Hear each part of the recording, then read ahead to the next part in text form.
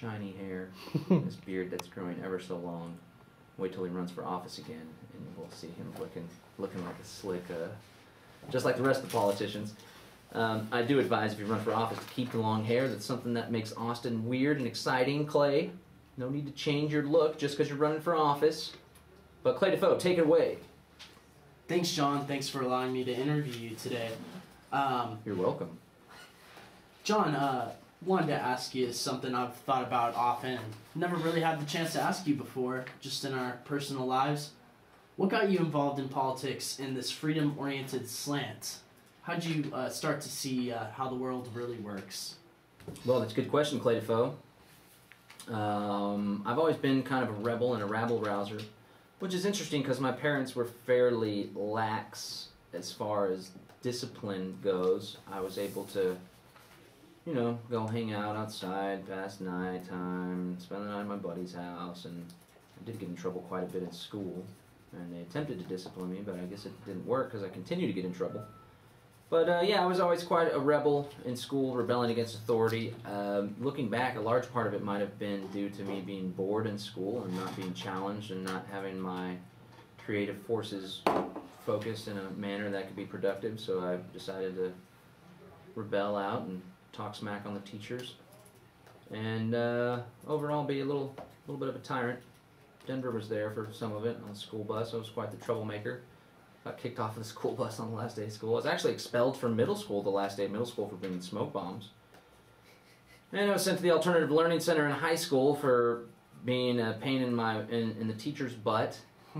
And I was also in trouble in high school for starting an organization called the Student Anarchist Front, which was organized to rebel against a new policy called the tardy table, which Denver probably remembers too, where they all of a sudden created a new policy where if you're tardy even 5 or 10 seconds, you are to not go to class, but instead go get a tardy slip and have a 15-minute detention during lunchtime or after school. So this is kind of like spanking your children. It creates the opposite effect. If you're trying to deter kids from being late to class, why would you, and they're only 10 seconds late to class, I don't know why you would make them 15 or 20 minutes late to class by sending them to go to this tardy table. So we organized the Student Anarchist Front, and we started passing out little slips. This was way back in the early days of the World Wide Web, or at least people making their own websites. And we made a website on geocities.com/Student Anarchist Front. I wish it was still there. It'd be pretty cool to see. And we put up top 10 things wrong with the AISD, and we were calling for a walkout where everybody would be tardy at the same time, and we were going to have protest signs and all sorts of stuff. But I was pulled out of class by Principal Kent Ewing at the time, and jerked me out of class and told me, you know what, the FBI has files on people for doing stuff like this. And this was shortly after Columbine. They made it seem like we were creating an environment for another Columbine to take place. So, long story short, I cowered out and I didn't move forward with the protest. And they said, your punishment will be based on how many people show up to the protest, so we canceled the protest. Had I known then what I know now, I would have thumbed my nose at the principal. But I guess long story short, I've always been a bit of a rebel. Then, during my senior year of high school, I came across a documentary in 2002 on Austin Cable Access by none other than Alexander Emmerich Jones of Infowars.com, and that documentary was 9/11 Road to Tyranny, which questioned the official story, which was pretty much already solidified by that time. This was back in 2002. Questioned the official story about what happened on 9/11, and also the movie outlined the growing American police state, and that's something that really stuck for me. So for the next few years, I simply became what many people call a Jones drone, and I regurgitated everything old Jones was saying and pushed that out. And I got to tell you, for people to think it's weird and controversial to discuss the idea that possibly the United States government or the Central Intelligence Agency or other British and Israeli intelligence agencies had a role in carrying out 9/11, talk about it 10 years later, it's still controversial. Imagine talking about it the year after it happened. And I was seen as a heretic and all that stuff. So essentially that's how I got involved in politics and questioning my government. And well, it's not my government. I never signed up for this government, nor did I sign any social contract, or nor did I agree to be under the authority of the U.S. government, state of Texas, or the city of Austin for that matter. But I began to question the way that reality was being presented to me through the media, through my schooling, and began to become an independent thinker. And from there, it was just an uphill road, not a downhill road. which led me to Ron Paul and libertarianism, and here we are today. Tisk, tisk, tisk, John Bush. Jean-Jacques Rousseau, who wrote The Social Contract, would be very disappointed in me, sir. Yeah. Well, that's pretty heady stuff. I like that you tell the listeners that your parents gave you a lot of freedom, as did my parents, Richard and Mitzi McCool. So I'm really glad to hear that it's still happening here in Texas. I'm curious, I'm sure the listeners out there are interested in this topic. The listeners want to hear more about the personal side of your life. So just real briefly, in 1 minute, if you could keep it short, please. Tell us maybe some story or something about your childhood, even before you were in middle school and high school, about growing up in South Austin.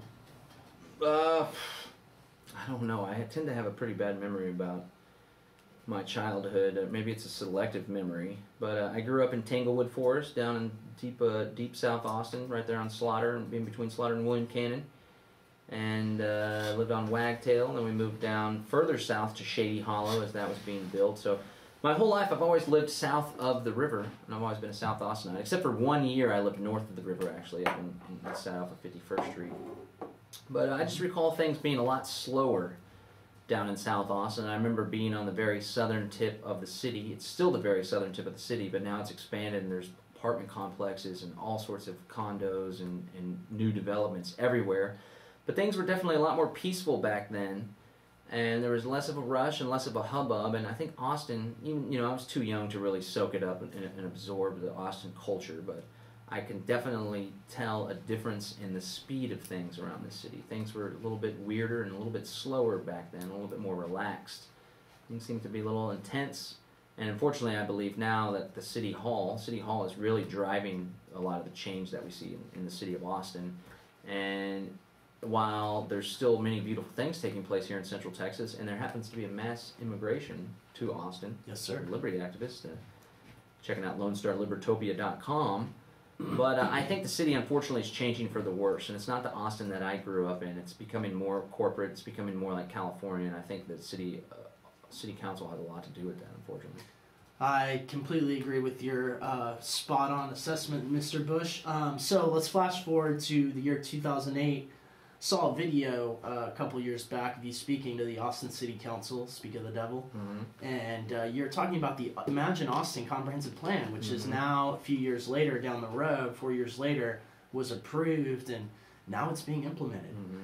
This is in autumn, I believe, 2008, and it's a funny video. You can tell Mayor Will Wynn, for our former mayor, being very scared of you. So tell me, John, this is one of your first videos that went viral. How did you become successful in your activism in the liberty movement? I think it was just persistence and consistency, and I've always been one to speak my mind and speak my beliefs no matter what people may think.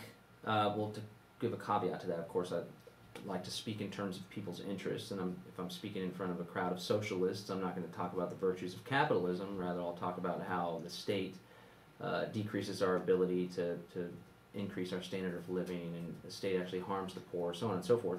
But I've always just been outspoken and never been afraid of expressing my opinion or my view of the world, even if that view of the world may be extremely unpopular.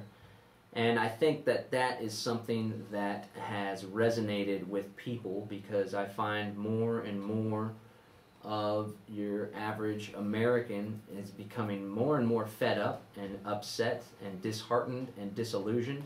And people are searching more and more for answers.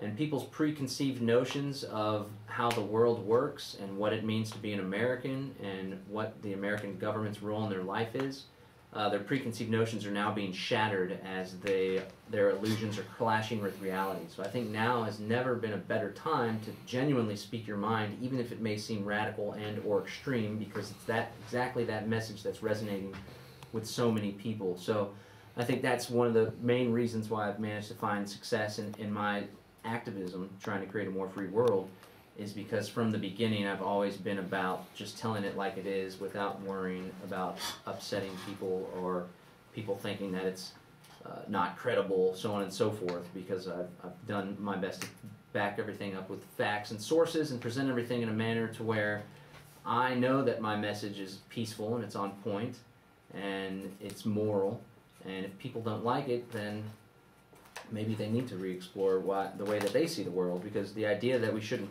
force people to do things against their will, I would like to see universally accepted. And it doesn't seem like a controversial idea, but unfortunately it is controversial.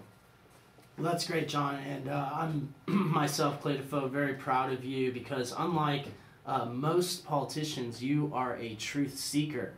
Whether the truth hurts or whether it is something that will help you or hurt you, you don't mince words, and I really appreciate everything you've done for TAG and the city of Austin, actually. And I think, if I was ever in a position in Austin City Council, I would be more than happy to give you the keys of this wonderful city for all your work. Well, shucks, Clay Dafoe, you're too nice.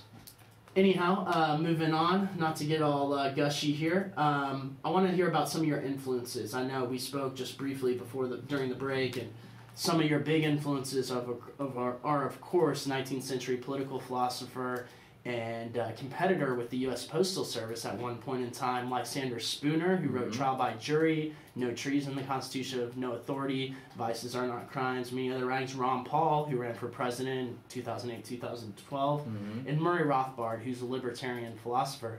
Tell me a little bit about your influences and how they kind of steer your political, mental, intellectual thought. Sure.